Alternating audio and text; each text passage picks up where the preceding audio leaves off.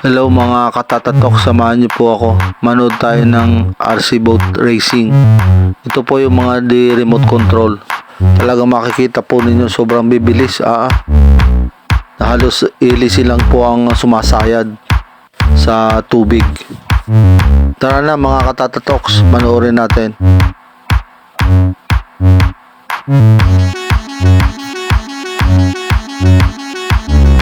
Yan mga katatoks, makikita nyo ang ano dito, labanan mga katatoks, yung pagalingan mag-handle ng remote. Kasi kapag hindi ka masyadong sanay, maaaring hindi mo makontrol yung direksyon ng bangka. Yun, katulad yan mga katatoks, sobrang bibilis, di ba?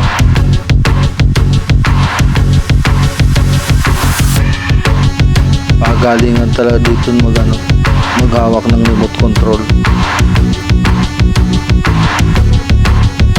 Kailangan talagang kabisado mo na kung paano yung pagliliko. Ang mahirap dito yung pagliliko Yun sobrang bilis talaga niya, no?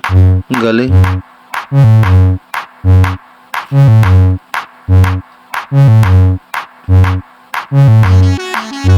Tsaka isa pa dito yung mga minsan may lumulubog siya sa pag hindi siya masyadong hindi mo siya makontrol sa pamagitan ng remote, na lubog siya. Pero grabe bilis nila, talagang halos bilisin na lang ang sumasayad sa tubig Yun kita nyo yan mga katatoks, ang bilis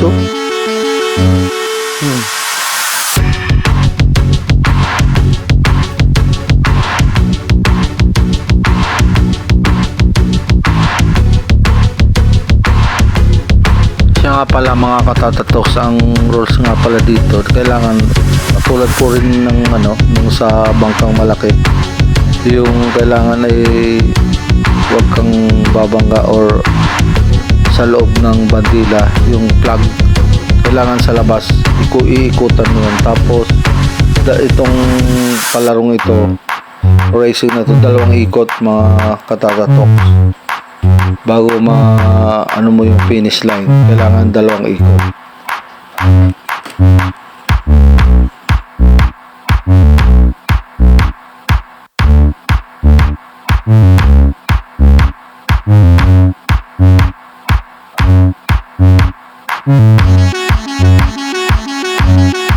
Yan, umpisa na uli mga katatoks. Ang bilis. Ako naiwan yung isa.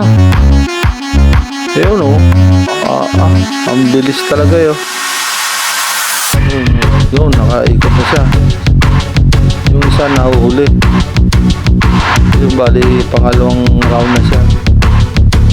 Yung pag nakaikot ka ng pangalawa, yun, panalo ka ng pugian mga katatoks.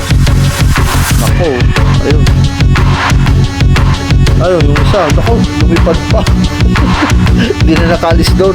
Yun yung sinasabi ko mga katatoks, yung kailangan yung pagkukontrol ng remote. Yun, wala na, talo nito mga katatoks, panalo na yung isa. Ayun, tingnan natin mga katatoks yung mga mga remote nilang bangka, yung mga sasali. Hindi lang pala ito mga taga rito lang sa Laguna, may tayo rin. Alam ko dito mayroong taga Pangasinan mga katatoks. Pero mo ganun kalayo yun. Pumunta lang dito sa bayan ng Cabuyao, Laguna, dito sa Marinig. Yan kita nyo yan mga remote na bangka. Ang gaganda mga katatoks.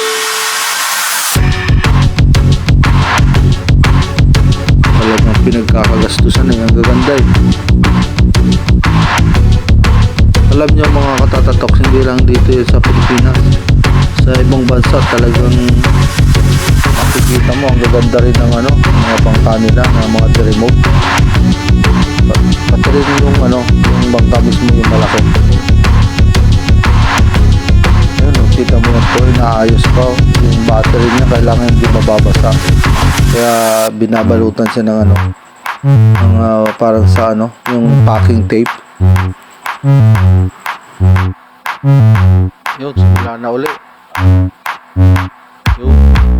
Naku, yung isa na iwanan na. Yan, takbong pogi na lang. Yun yung ano, pag hindi nakokontrol yung pag-remote. Remote pa lang. Yun, kaya minsan mabaliktad siya. Yung bangka na baliktad siya. Kasi sobrang bilis yun. Kung ma-control niya. Kaya ito, takbong pogi na lang panalo ko. Elimination.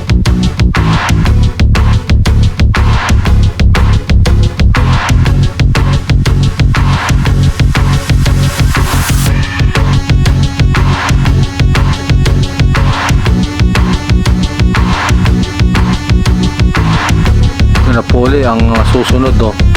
Prepare na yung dalawang taga-bitaw. Iba po yung taga-bitaw at saka yung nag-remote, may hawak ng remote. Ayun, ako po, muntik pa magkabangga. Wala, iniwan na lang isa. Ayun, may sumusunod. Ayun, wala, ang bilis talaga. Nako, ayun na. Sobrang bilis. Ayun, ito na yung yung isang kalaban dyan. Hindi na malaman kung saan pupunta. Ayun, panalo na po itong kulay pink na may kulay yellow gray. Ito po mga katatatoks, bali tatlo po itong maglalaban-laban.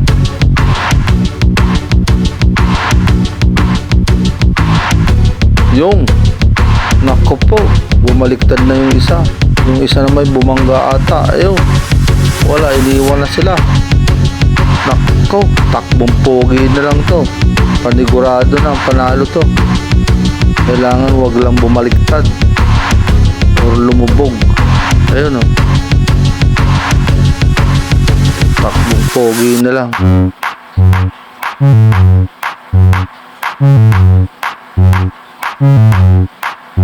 Ko, parang na pa. Oo, pumapalya pa mga kaibigan. Ko, parang may parang nalagyan ng sapot ng baka na yung ilis na sabitan. Wala. Naka-recover. Ayun. Panalo na to mga kaibigan. Panalo na, takbong pogi na lang. Ayun, ang galing. Ano kaya yung pumulupot sa ADC kasi biglang bumagal. Yun, parang sa stroke. Yun, sabi ko na eh.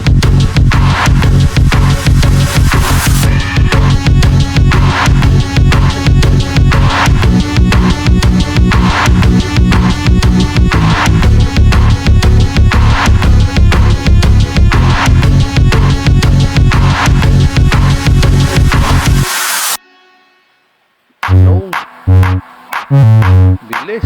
Yung magandang laban. Yun. Magandang laban ito mga kaibigan.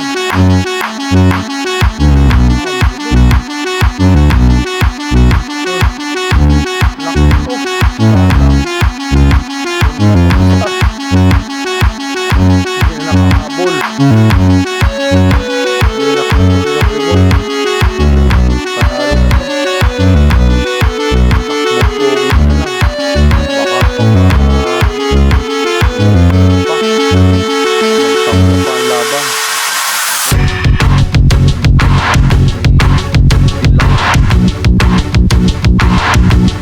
Yung mga kaibigan, kung sino mananalo po dito, yun po lalaban sa champion. Nangunguna po yung yung pink na may kulay yellow green. Taga Pangasinan po yan mga katatatoks. Dayo dito sa atin sa Laguna.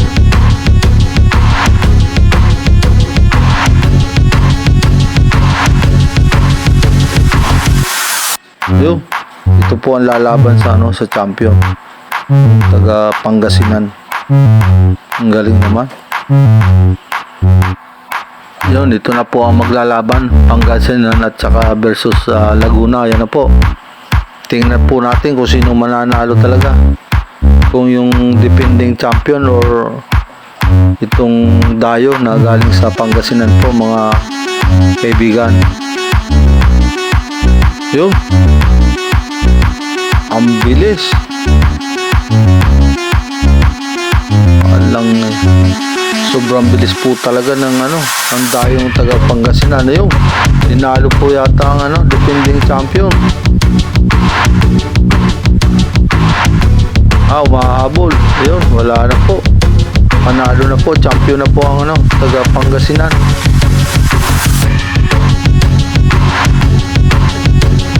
Congratulations po sa Dayo na taga Pangasinan, tinalo po ang defending champion.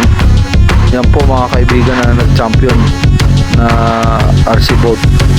Simpleng-simple lang po ang pakakagawa. Mga kaibigan, magsisimula na po magbigay ng award sa mga sa mga nanalo. Hindi lang po pala mga kaibigan na RC boat lang ang may laban, pati rin po yung bangka na pangkarera, tapos yung mga panghanap buhay na bangka, mayroon din sila racing, kaya marami pong mga award. Yan po yung RC boat na nag-champion. Ganda ganda ng kulay, tapos yung pagkaka-shape nyo siya, parang maliit lang.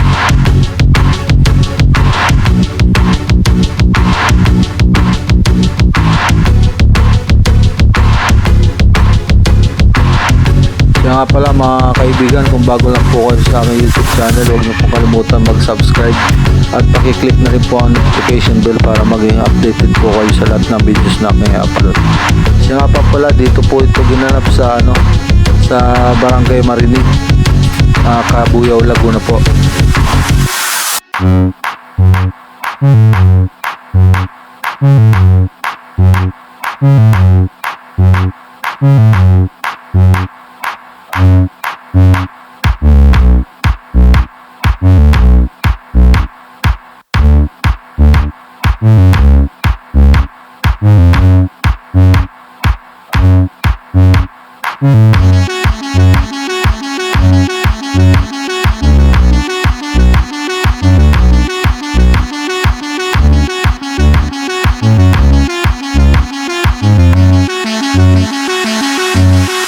Yan po mga kaibigan, tatawagin na po yung mga nanalo. Ito po yung defending champion, tinalo ng taga Pangasinan po. Yan po, yung nakarang taon niya po yung nag-champion.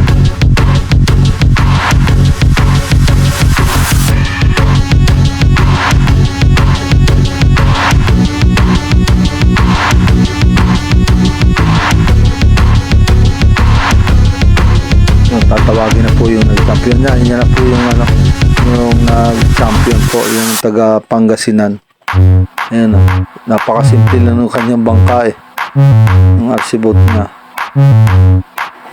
Galing. Hindi na sayang yung dayo niya kasi medyo malayo. Ayun, kasama niya po yung yung asawa, napaka-supportive. Kaya siguro nag-champion Congratulations po sa nag-champion taga Pangasinan.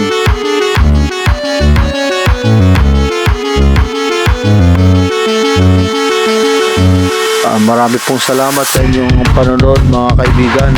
Ingat po tayong lahat and God bless po. Medyo mainit na po dito, nasa oras po yata alas 12 na po ng tanghali.